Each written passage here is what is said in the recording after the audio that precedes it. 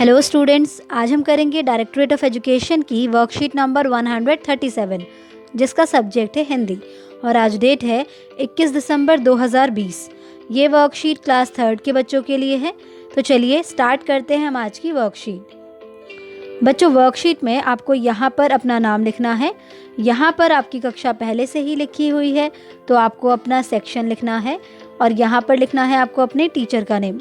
हमारी आज की वर्कशीट का टॉपिक पाठ टिपटिपुआ से लिया गया है। इस कहानी को आप इससे पहले वाली वर्कशीट में ऑलरेडी पढ़ चुके हैं। तो बच्चों, आज हम जानने वाले हैं सार्थक व निरर्थक शब्दों के बारे में। सार्थक व निरर्थक शब्दों के बारे में, ठीक है। आइए देखते हैं। बच्चों, आपने पाठ टिपटिपुआ पढ़ा, मज़ेदार लगा ना। अब आप ज़रा पाठ में दादी द्वारा कहे गए इस वाक्य पर ध्यान दीजिए।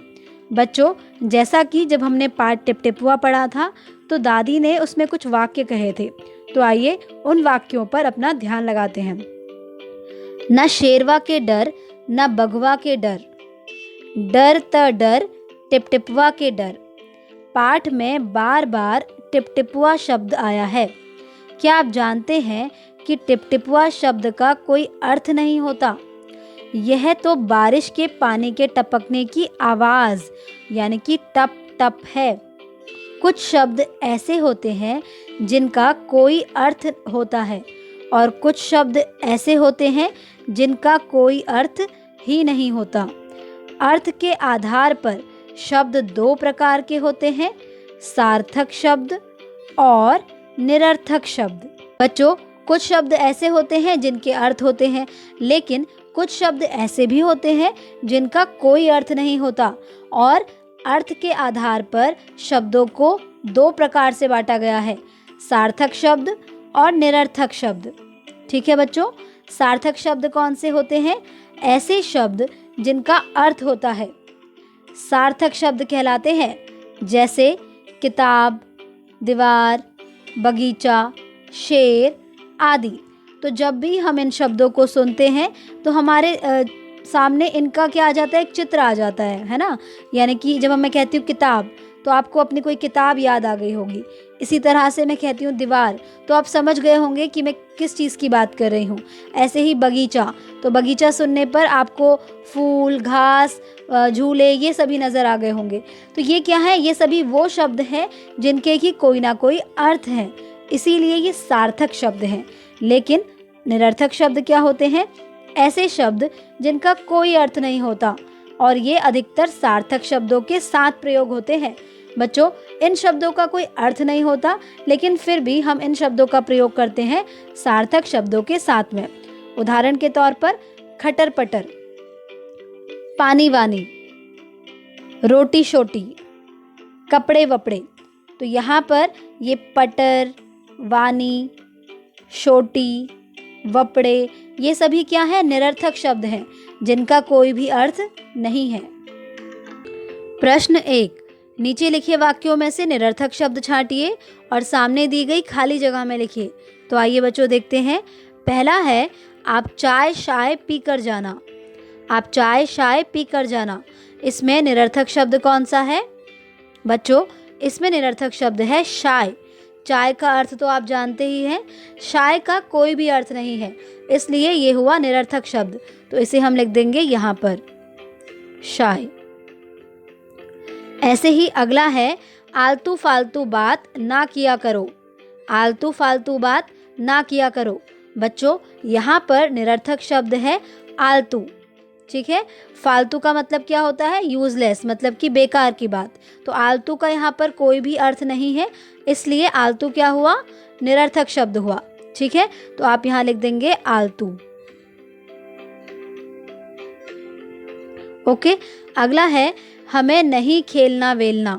हमें नहीं खेलना वेलना।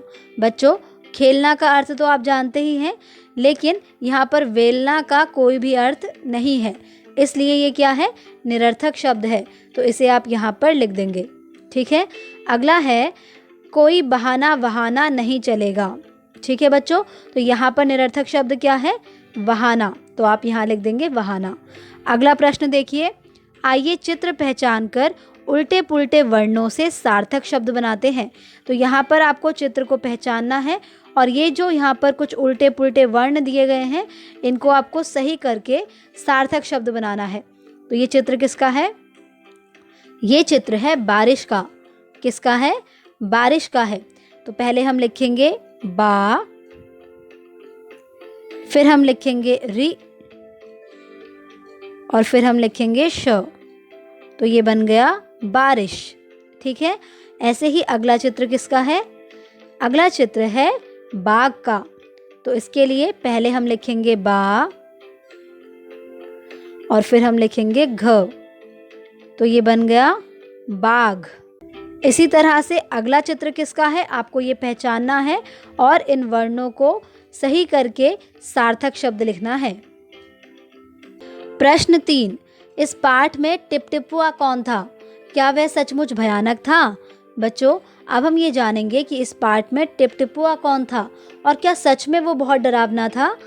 उत्तर, पाठ में टिपटिपुआ कोई जानवर नहीं था, बल्कि वह तो बारिश के पानी की आवाज़ थी जो कि झोपड़ी के अंदर टिप टिप करके टपक रहा था। बच्चों, तो यहाँ पर अब आपको ये बताना है कि क्या सच में वह भयानक है? हाँ बच्चों, वो सच में भयानक था, क्योंकि अगर इसी तरह से बारिश का पानी झोपड़ी के अंदर टपकता रहता तो पूरी झोपड़ी पानी से भर जाती और फिर दादी और पोता दोनों को घर के बाहर जाना पड़ता। और घर के बाहर तो बहुत ज़्यादा मूसलाधार बारिश हो रही थी, है ना बच्चों?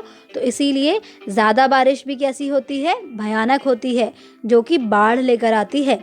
अगला प्रश्न देखते हैं, क्या आपको वर्षा ऋतु अच्छी लगती है? यदि हाँ तो बताइए क्यों, यदि नहीं तो भी बताइए क्यों। तो बच्चों, यहाँ पर आपको ये बताना है कि क्या आपको वर्षा ऋतु यानी कि जब बारिश का जो मौसम होता है वो अच्छा लगता है या नहीं। अगर लगता है तो आपको ये बताना है कि क्यों अच्छा लगता है, और अगर अच्छा नहीं लगता है तो उसके लिए भी आपको बताना है कि क्यों अच्छा नहीं लगता।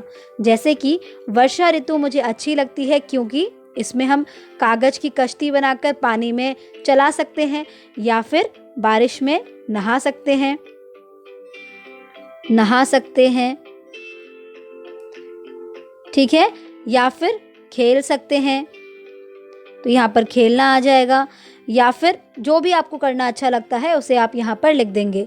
अगर आपको अच्छा नहीं लगता तो आपको यहाँ पर कारण बताना होगा, जैसे कि शायद कीचड़ की वजह से, जैसे कि शायद पानी भरने की वजह से।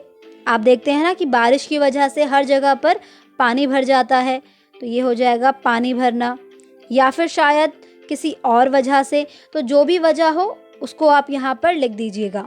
ठीक है बच्चों। प्रश्न 5, बच्चों ज़रा सोचकर बताइए कि यदि आपके घर कुछ दिन तक पानी नहीं आए तो आपको और आपके परिवार के बाकी सदस्यों को कौन कौन से कार्य करने में परेशानी होगी। तो आइए बच्चों देखते हैं उत्तर।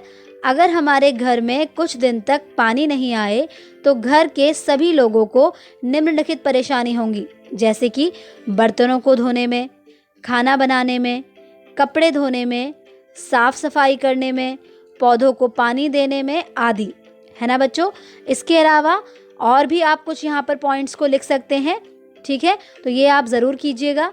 इसी के साथ आपकी आज की वर्कशीट कंप्लीट होती है।